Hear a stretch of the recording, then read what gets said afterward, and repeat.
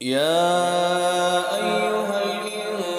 الإنسان ما غرك بربك الكريم الذي خلقك فسواك فعدلك في أي صورة ما شاء ركبك